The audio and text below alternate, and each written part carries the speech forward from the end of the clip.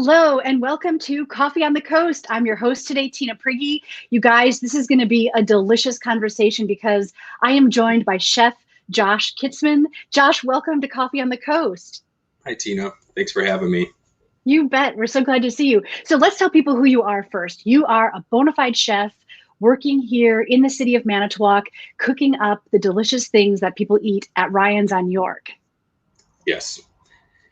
And I just would like to add that I am the chef there, but the cooking, the actual line cooking, is done not by me. It's done by a very talented staff that we have. And Ryan's on York couldn't exist without those folks. They really keep it going. I don't have the wherewithal to do the line cooking all the time. I gotta admit, it's a very stressful job. So I just want to give the credit where it's due to those folks there, the men and women who take the kitchen. And that is such a good point, actually. Hats off to all of the folks that are working in the kitchens, that are keeping people fed around the community, because yeah, that is not an easy job. So good point. And you also said that you're like the menu creator, right? Yes, I did the first copy of the menu, back in 2015 while I was working at Capone's with Ryan. Before this, it was just a concept. And since then, I think we've updated it every year except for this pandemic year. It just didn't seem like we should spend time on that. But every year it's been updated, and we change between 5 and 12 items every year and try to keep it fresh, I really enjoy the menu there. And every time I look at the menu, I can only order so much at a time, but I'm always like, all right, I'm going to try this time. And next time I'm going to go for something else. But I always love what I order. Like, I've been really enjoying the forbidden naan. And so every time I go, I'm like, forbidden naan, forbidden naan. I'm like, darn it. So I'm not getting through the menu as quickly as I'd hoped. Well, I can just say my favorite sandwich on the menu is one of the originals, and it is our Cuban sandwich. And it's very different than the traditional sandwiches or the traditional Cuban sandwiches that you would find. We do the mojo meat from scratch. We make the remoulade from scratch. It's done on ciabatta bread, toasted and pressed. In the pickles and we have excellent ham. I recommend trying it. It's the best sandwich on the menu, if you ask me. Good stuff. So, Chef Josh, you absolutely know what you're talking about. We're not here to talk specifically about Ryan's, though. We're talking about a cool event that you have coming up. I'm going to put up this graphic. It's In the Kitchen with Josh, and this is going to be a holiday saute presentation at the Manitowoc Public Library on Monday, November 9th. So let's talk about this holiday saute. What do you have in mind, and what can people expect when they tune in? Well, tune in at 4 o'clock, and I'll get started right away with Tim Gadzinski of the library. If you don't know Tim, you should meet him. He's a great guy, very funny, and has a lot of one-liners, and we get along. But Tim will be filming, and he'll be asking me some questions behind the camera, and we will be over at the Grow It Forward kitchen. They have that large church, and it has a large kitchen for us to go out in.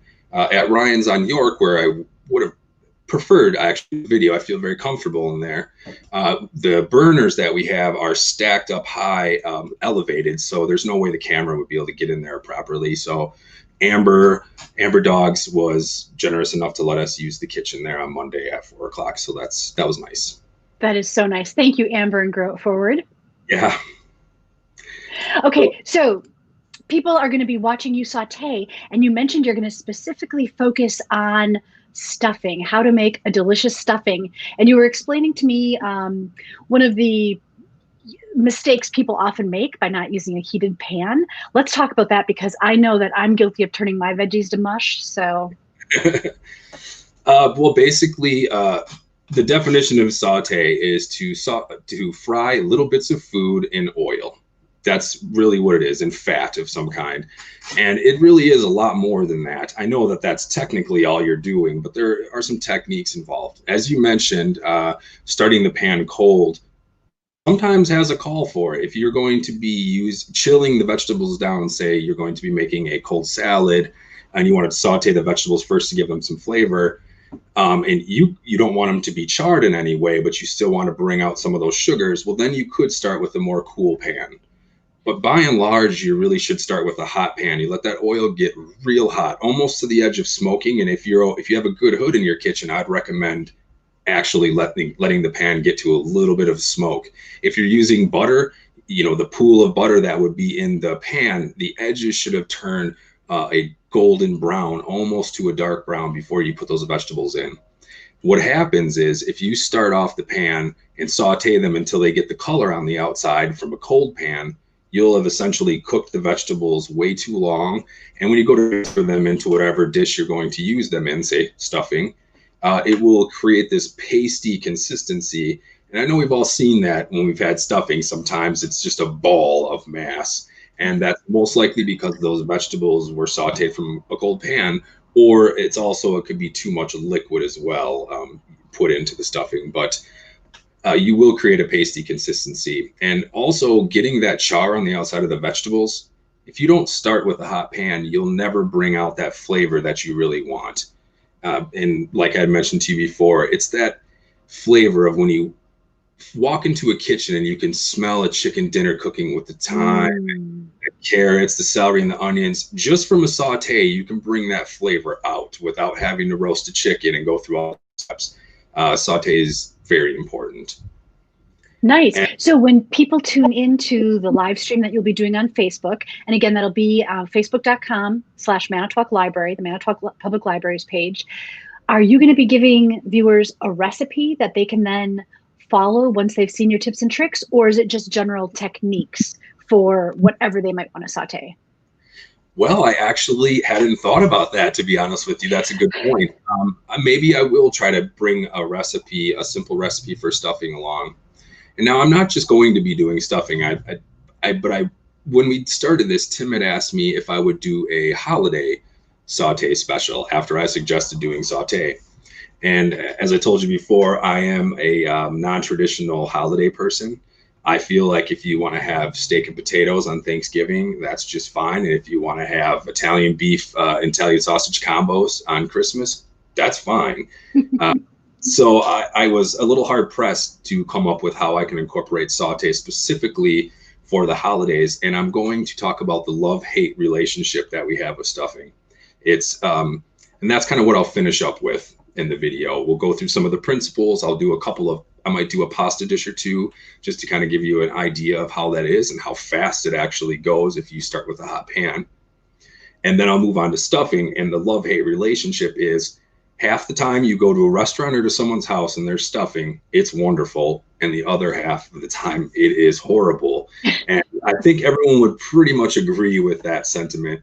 And I just would like to maybe point out some of the things that maybe were done wrong on some of these stuffings we've had that we don't enjoy. And hopefully it'll, pick up everyone's stuffing game a little bit. Well, this is awesome. I know the holidays are, rapidly approaching. And so it's great to have those tips and tricks up our sleeves for the holidays. But I think too, with this pandemic and the amount of time that people are spending, sequestered at home, what a great resource this will be, Josh. I mean, I can't wait to tune in and figure out how I can improve my game.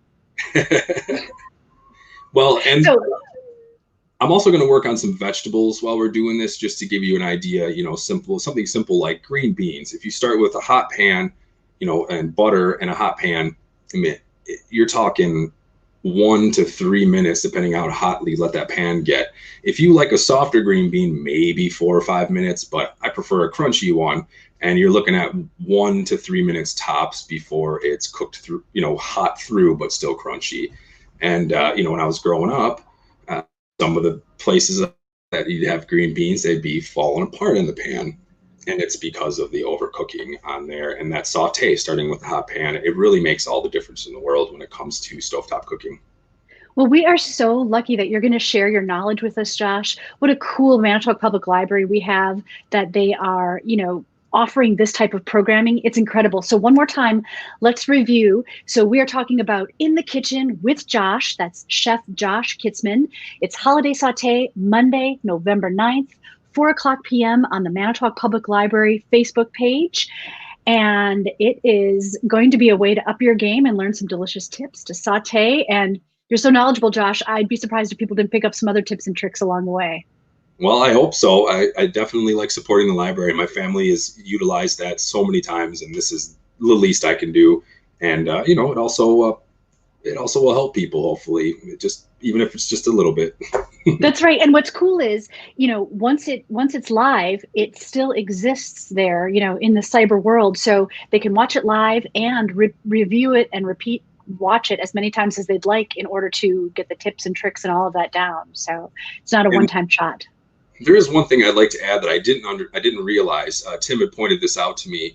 He's, with the pandemic, obviously the attendance for the library is abysmal, but he said that everyone who tunes in live while I'm streaming this, or anyone is streaming through the library, they are able to count that for their funding as an attendee. So every person who's watching the video live will count as an attendee for the library and their future funding. So if you can tune in while it's live, that would be much appreciated. Josh, that is such an awesome point. I'm really glad you made that. So just by watching the live stream, you are helping to support your award-winning Manitowoc Public Library. Yeah, absolutely. Awesome. Thanks. Can't wait to tune in. Folks, again, that is Monday, November 9th, 4 o'clock, Manitowoc Public Library Facebook page, In the Kitchen with Josh. Take care, everyone.